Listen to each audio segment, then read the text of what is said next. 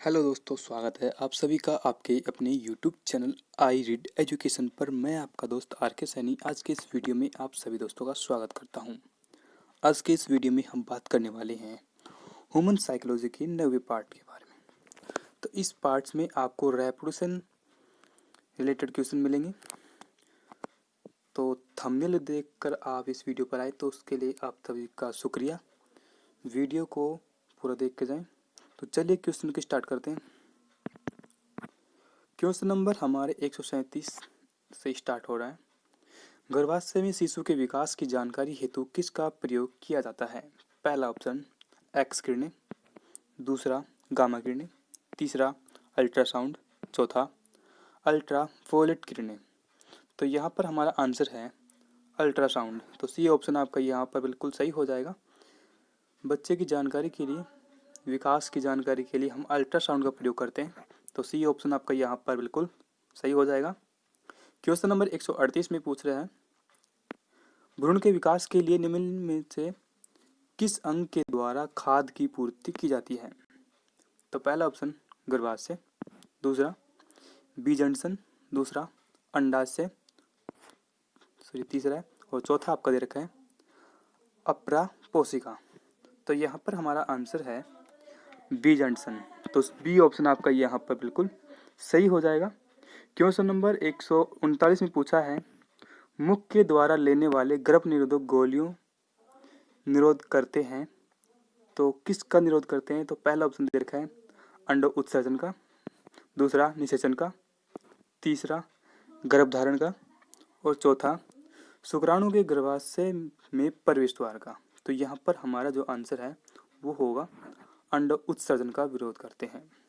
तो A option आपका यहाँ पर बिल्कुल सही हो जाएगा। क्वेश्चन नंबर 140 में पूछा है, निम्नलिखित में से कौन सी स्थिति टेस्ट ट्यूब बेबी की परिघटना को सही रूप में निरूपित करती है? तो पहला ऑप्शन आपको दे रखा है जब भ्रूण बनने की प्रत्येक प्रक्रिया टेस्ट ट्यूब में होती है, दूसरा जब भ्रूण का विकास टेस्ट ट्यूब में होता है, तीसरा जब निषेचन बाह्य होता है और विकास आंतरिक होता है, चौथा ऑप्शन आपका दे रखा है जब निषेचन आंतरिक होता है और विकास बाह्य होता है। तो यहाँ पर हमारा आंसर है जब निषेचन बाह्य होता है और विकास आंतरिक होता है। टेस्ट ट्यूब में निषेचन की क्रिया हम बाहर करवाते हैं, उसके बाद इसको गर्भाशय में स्थित करके इसका विकास वहाँ पर होता है। तो सी ऑप्शन आपका यहाँ पर बिल्कुल सही हो जाएगा, निषेचन बाह्य और विकास आंतरिक होता है। क्वेश्चन नंबर 141 में पूछा है, बच्चों के लिंग निर्धारण किसके गुणसूत्र से होता है? तो पहला पिता के, दूसरा माता के और तीसरा माता पिता दोनों के, चौथा किसी के द्वारा नहीं। तो यहाँ पर हमारा आंसर है पिता के। पिता के लिंग निर्धारण से ही, यानी कि पिता के जो गुणसूत्र होते हैं उन्हीं से बच्चों के लिंग का निर्धारण होता है। तो ये ध्यान रखें कि बच्चों के जन्म में लिंग निर्धारण के लिए पिता जिम्मेदार होता है, न कि माता। क्वेश्चन नंबर 142 में पूछा है, मनुष्य में गर्भकाल होता है। पहला ऑप्शन 6 महीने, दूसरा 7 महीने, तीसरा 8 महीने और चौथा ऑप्शन आपके रखा है 9 महीने। तो इसमें हमारा आंसर है 9 महीने 270 दिन। तो डी ऑप्शन आपका यहाँ पर बिल्कुल सही हो जाएगा।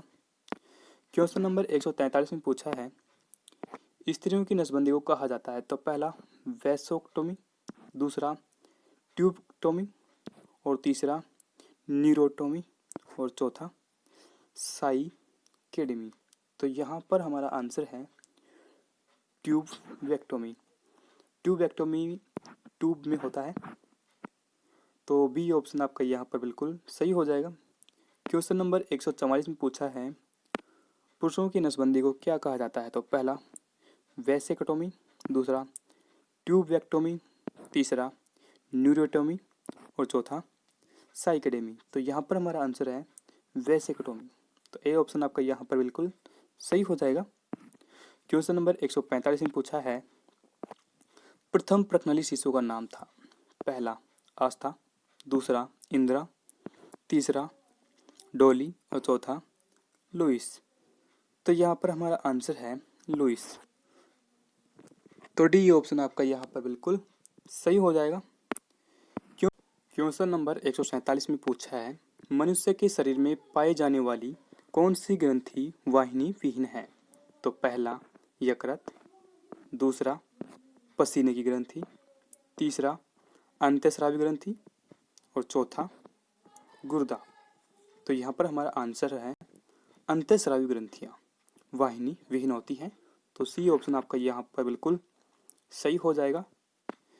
क्वेश्चन नंबर 148 में पूछा है, वाहिनी विहीन ग्रंथियों के श्रवण को कहते हैं?